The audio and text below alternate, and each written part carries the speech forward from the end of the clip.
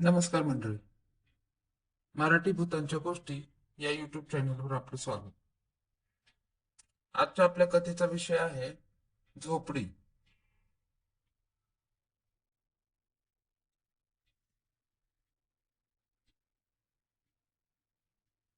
ही घटना खूप भयानक आहे आणि प्रचंड हृदयस्पर्शी.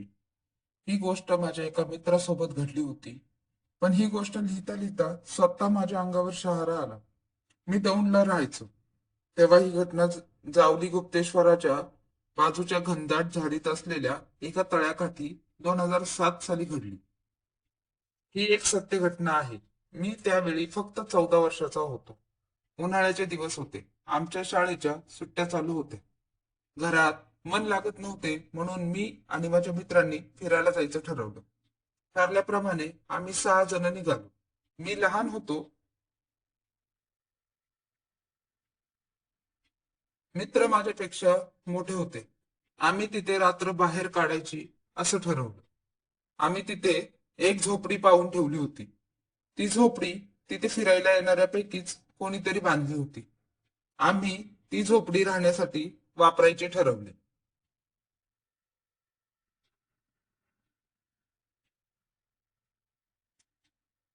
आम्ही जेवण करून तळ्याकाठी पडलो होतो.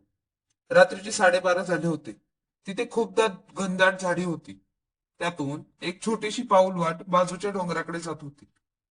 वाटेच्या दिशेने एक आवाज येत होता. कसला तरी काहीतरी वाजल्यासारखा आवाज.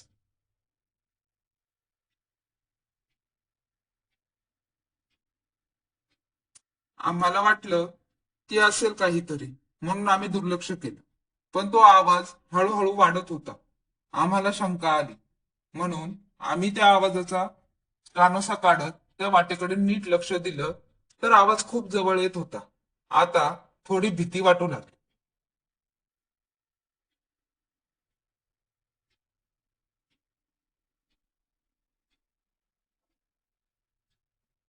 आम्ही ज्या झोपडीमध्ये होतो त्याच्या भिंतीच्या एका छिद्रातून आम्ही बाहेर पाहू लागलो.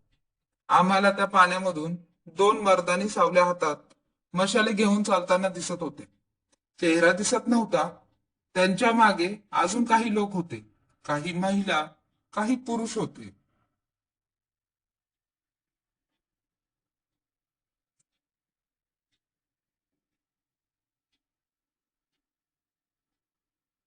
काही लोक त्यांच्या हातातली हलगी वाजत होते, जशी काय त्यांची मिरवणूक चालली होती. तिथून पळायची दुसरी कोणतीही वाट नव्हती म्हणून आम्ही तिथेच अडकून थांबलो होतो. पुढे पाहत होतो.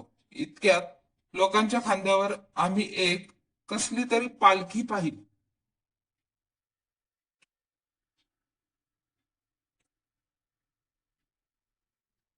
त्या पालखीमध्ये एक मुंडके होते. कदाचित ते बाईचे होते, कारण त्या मुंडक्यांचा मळवट भरला होता. त्या लोकांमध्ये शोक होता आणि आनंद सुद्धा. पण त्यांची भाषा कळत नव्हती. त्यातील 2 लोकांच्या हातात एक बाई होती, जी जीवाच्या आकांताने ओरडत होती. आम्ही पुढे पाहतच होतो.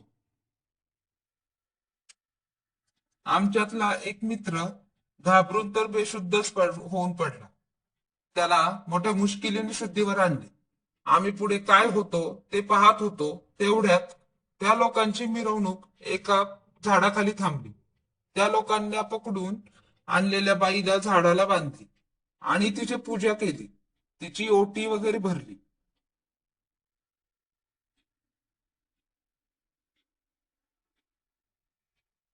पुढे जे घडलं ते भयानक आहे. त्या लोकांनी एक तलवार काढली आणि सपकन त्या बाईच्या मानेवरून फिरवली. मान अलग, धड अलग, डोकं बाजूला पडलं. त्या लोकांनी तिचे तुकडे तुकडे केले आणि एका मोठ्या पातेल्यात ठेवून पातेलं आगेवर ठेवलं.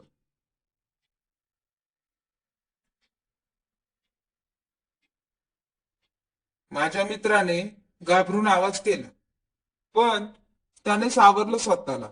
तो सारखा सारखा भीतीने बेशुद्ध पडत होता. पुढे जे पाहिलं ते अजून भयानक होतं. त्या लोकांनी बाईचं प्रेत धगधगत्या आगेवर ठेवलं. ते प्रेत जळत होतं. ते पाहून माझा मित्र धीर सोडून रडू लागला.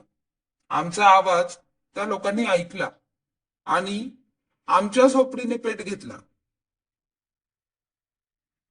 आम्ही जीवाच्या आकांताने तिथून पळू लागलो. आम्ही शंकराच्या मंदिराच्या इथे गावच्या दिशेने पळत होतो. मागे वळूनही पाहत नव्हतो. कपडे फाटले, अंगातून रक्त येत होते, पण आम्ही बचावलो याचा आनंद होत होता.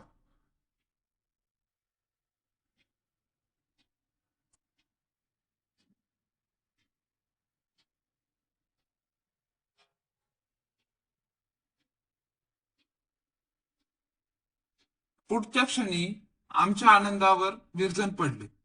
आमचा एक मित्र आमच्यात नव्हता. आम्ही खूप रडायला लागलो. आम्हाला काही सुचत नव्हते की काय करावे. आम्हाला कळून चुकले की मित्राच्या आयुष्याचा दोर तुटला. एका रात्रीने आमच्या सगळ्यांचे आयुष्य पालटवून टाकले. त्या शंकराच्या मंदिराच्या दारावर आम्ही टाहो फोडून रडत होतो. पण आता मात्र उशीर झाला होता. आता कोणाच्याच हातात काहीही नव्हते. आम्ही निराश होऊन घरी पोहोचलो. घरी आम्ही कोणाला काय उत्तर द्यावे, कसे उत्तर द्यावे, काहीही कळत नव्हते. मी तर खूप भेदरलो होतो. त्या मित्राचा मृतदेह दुसऱ्या दिवशी सापडला.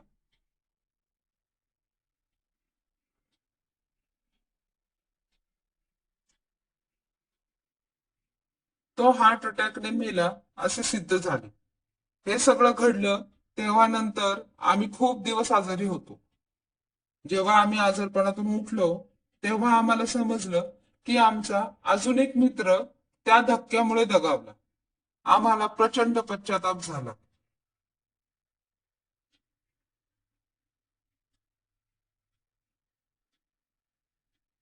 पण दुःख व्यक्त करण्याशिवाय आम्ही काहीही करू शकत नव्हतो. त्याच ठिकाणी ह्या प्रकारामुळे अजूनही काही घटना घडल्या. त्या घटनेनंतर मी दौंड सोडून पुण्यात स्थायिक झालो. माझे बरेच मित्र आता इथेच असतात. पण कधी तिकडे गेलो तर माझ्या मित्रांची खूप आठवण येते आणि डोळ्यात अश्रू येतात.